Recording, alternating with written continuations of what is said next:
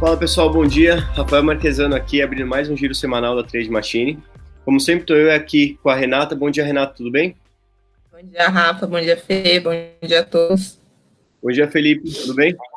Bom dia, Rafael. Bom dia, Renata. Bom dia a todo mundo. Bom, nosso objetivo aqui, como sempre, é trazer os principais acontecimentos da Bolsa na semana passada, trazer um pouco do perfil dela e os motivadores, né? Os principais pontos que influenciaram. Depois olhar para a nossa agenda política e econômica, depois olhar para os algoritmos em si e ver como eles tiveram, qual foi a performance deles nessa semana. Aí, por último, a gente olha um pouco para a semana que começa agora, trazendo os principais destaques e as novidades que a gente espera aqui para os produtos da Trade Machine.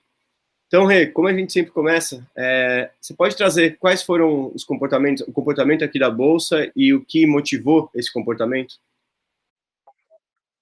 Vamos lá, Rafa. O Ibovespa ele manteve a tendência de alta, subiu 1,4%, com amplitude de 4% na semana. O dólar encerrou a semana com queda de 1,23% e amplitude de 4%.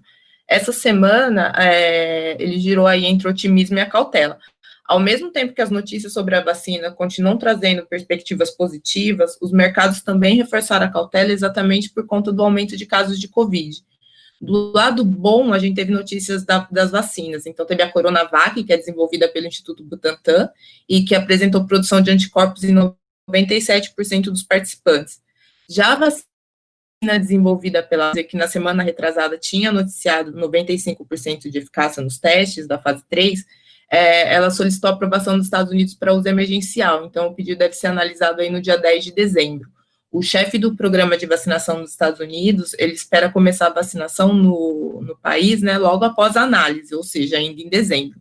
E de acordo com o presidente da Pfizer, a empresa também está em negociação com o Ministério da Saúde, e caso haja um acordo, essas vacinas podem chegar aqui no Brasil no primeiro trimestre do ano que vem.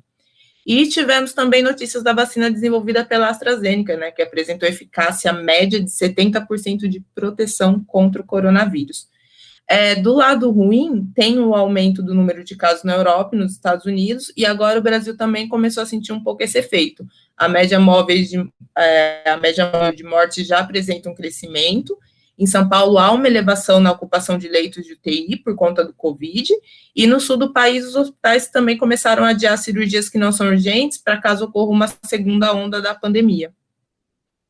Perfeito, Renato. Então, esse foi um pouco do que a gente vê os cenários aqui do coronavírus influenciando, mas olhando agora um pouco da agenda política e econômica do Brasil, quais foram os destaques durante a semana? O destaque foi a agência classificadora de risco, a Fitch Ratings. Ela manteve a nota de crédito soberano do Brasil em BB-, né? A Fitch, ela destacou a preocupação quanto à política fiscal e frisou que para melhorar o rating, o Brasil precisa aprovar a reforma administrativa e tributária e manter o teto dos gastos para 2021. A nota da Fitch, Rafa, ela vem em linha com as notas da Moody's e da Standard & Poor's, que também classificaram o rating do Brasil abaixo do grau de investimento, ou seja, aí, com chances altas de não conseguir pagar a dívida. E, para finalizar, na economia brasileira aqui, o Paulo Guedes disse que o governo deve manter somente o Bolsa Família, em virtude aí da dificuldade de financiar outros programas, e o ministro também disse que voltará a defender o novo imposto sobre transações eletrônicas após o fim das eleições municipais. Bom, perfeito. Quando a gente olha, então, para o cenário externo, Renato, na questão da agenda política e econômica, o que a gente teve acontecendo na semana passada? O Japão, ele divulgou o PIB, e que mostra que cresceu 5% no último trimestre. A economia ela cresceu 5% no último trimestre. O que foi surpreendentemente positivo. Nos Estados Unidos, o estado da Geórgia anunciou o resultado da recontagem de votos e confirmou a vitória de Biden, né? Com isso, Biden somou 306 votos e Trump 232. Trump continua aí não reconhecendo a derrota. Na agenda dos indicadores econômicos, o volume de venda nos Estados Unidos subiu 0,3 em outubro, comparado a setembro. O indicador ele veio abaixo da expectativa, que era de alta de 0,5%. E o número de pedidos por seguro-desemprego também subiu na semana. No total, 742 mil pessoas solicitaram auxílio. Era esperado algo próximo a 707 mil solicitações, tá? De destaque na política externa, a gente teve aí o secretário do Tesouro norte-americano, que disse que não pretende estender os programas de auxílio para 2021. Por outro lado, na Europa, a presidente do Banco Central Europeu prometeu mais estímulos monetários, muito aí por conta, né, da tentativa de amenizar os impactos da segunda onda de Covid sobre a economia europeia. Perfeito, Renata, obrigado. Nesse cenário aqui, Felipe, a gente olha a Bolsa Brasileira fechando com uma alta de 1,16% e o dólar caindo. Como é que ficou a performance dos nossos algoritmos essa semana? Maravilha, Rafael. Vamos começar pela carteira TM. A carteira ela performou negativo 0,57, né? A gente mapeou já o motivo dessa performance. É uma análise descorrelacionada com a bolsa e também de baixa volatilidade. E em um cenário em que a bolsa está subindo, economicamente viável e crescendo, seria melhor que a gente centralizasse análises quantitativas fundamentalistas do que a análise técnica, né? Então, a gente já startou um projeto, né? Esse projeto está em andamento, onde a gente vai conflitar a análise técnica atual com uma análise fundamentalista de desconto de fluxo de caixa e de ranqueamento por múltiplos, né? Então ela performou negativo e a gente já está promovendo alguma mudança sobre isso. No cérebro de long short, performou positivo em 2,03, tá? Essa performance ela foi bastante puxada pelo par negociado, né, de BRDT e CCRO. É um par que tem performado bastante esse ano. Ele tem uma volatilidade razoavelmente alta, porém no year to date ele entregou mais de 15%. E esse par que elevou aí a performance do cérebro e o cérebro performou positivo em 2,03. No campo dos day trades, a média dos day trades resultou em menos 0,62. Tiveram assim 3 algoritmos que performaram positivo e 3 algoritmos que performaram negativo. Porém, dos algoritmos que performaram negativo, teve um que puxou bastante esse campo do negativo, que foi o Plus de mini índice. Ele entregou menos 4% essa semana. E então todos os portfólios que continham ele, que eram todos os portfólios de day trade, eles acabaram performando negativo. Então, do de 10K até o 20K, a média dessa semana resultou em menos 1,15%. Tá? Já no de 30K até o 100K, onde você encontra mais long short, a média resultou positiva em 1,57. E no de 150K, que apesar de ter a carteira que performou negativo, como compõe bastante long short, também performou positivo em 0,78%. Então a média da semana foi positiva para os portfólios, porém nos de day trade, que normalmente a gente performa bastante, né, o nosso maior year to date, a gente resultou numa semana negativa. Perfeito. Uma semana negativa, bem pouco negativa, né, Felipe?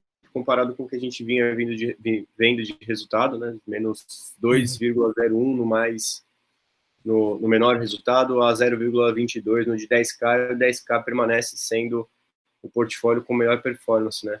Acumulando de março até aqui em conta real, 37,79%. Muito bom. Quando a gente olha aqui, em geral, se a gente for olhar a média de todos os portfólios, a gente precisaria de 375 mil para operar todos, teria fechado a semana com 0,84 positivo. Uma semana com um resultado positivo de arbitragem, um bom número, a carteira com esses pontos que você falou, e o day trade numa semana pouco negativa, ainda dentro da volatilidade planejada, né, Felipe? A gente estava vendo umas semanas bem mais sacudidas, tanto para cima quanto para baixo. Começa a ver aqui, pelo menos, uma estabilidade e também a distribuição, a alocação dentro do portfólio, mitigando uma perda mais acentuada do Plus de mini índice nessa semana. Exatamente. Muito bom. Olhando então para frente, Felipe, o que a gente deve esperar para essa semana e para as próximas semanas dos algoritmos e da área de produtos da TM? Nós fizemos uma alteração da semana passada para essa semana, uma drástica, né, na plataforma, onde a gente entendeu que os algoritmos, que os portfólios que que contemplavam long short e carteira trade machine, eles ainda careciam de uma melhora na análise, principalmente numa análise fundamentalista de ação. Então, nós retiramos esses portfólios e retiramos também portfólios de semelhanças, né, que eram semelhantes, ou seja, que a combinação resultava em algo igual a um portfólio de maior capital. Então, hoje na plataforma nós temos somente 3 portfólios, o de 10K, o de 20K e o de 50K. E o que esperar aí para as próximas semanas é justamente essa análise. Essa análise está sendo encabeçada pela Renata, né, onde ela está realizando uma análise quantitativa fundamentalista das ações, e isso vai alterar tanto a nossa visão analítica da carteira Trade Machine, quanto do cérebro de long short. E após essa mudança, nós voltamos com os principais produtos da Trade Machine, que é o portfólio TM. Agora, essa mudança, ela tem uma previsão inicial, né? Ela está em fase de planejamento, com uma V0 ainda para esse ano. Então, até o final de dezembro, se espera já ter uma versão inicial desses produtos. Perfeito. Só para compilar, então, Felipe, o que a gente está fazendo é adicionar um viés fundamentalista naqueles ativos, naqueles pares, né, ou naquelas estratégias que operam papel. Então, a gente vai operar em favor da análise fundamentalista, é isso? Exatamente. Perfeito. Isso reduz bastante os momentos de erro, né? Se expõe mais aonde a gente tem mais chance de acertar. Muito bom, Renata. Falamos de você que está encabeçando esse desenvolvimento. Traz para a gente, aproveita para a gente encerrar aqui, traz para a gente os destaques que a gente deve ter na agenda política e econômica para essa semana que a gente entra agora. Rafa, essa semana promete um tom assim bem otimista, né? As bolsas da Ásia hoje, segunda-feira, né, performaram muito bem por conta das notícias das farmacêuticas. O cenário político ele continua morno devido ao segundo turno das eleições municipais, né, em algumas cidades do país que ocorrem agora dia 29. Nos Estados Unidos tem feriação de graças na quinta. Então, fora o aumento de casos de Covid, não tem muita coisa para desanimar os investidores. Hoje, segunda, sai o PMI nos Estados Unidos e na zona do euro.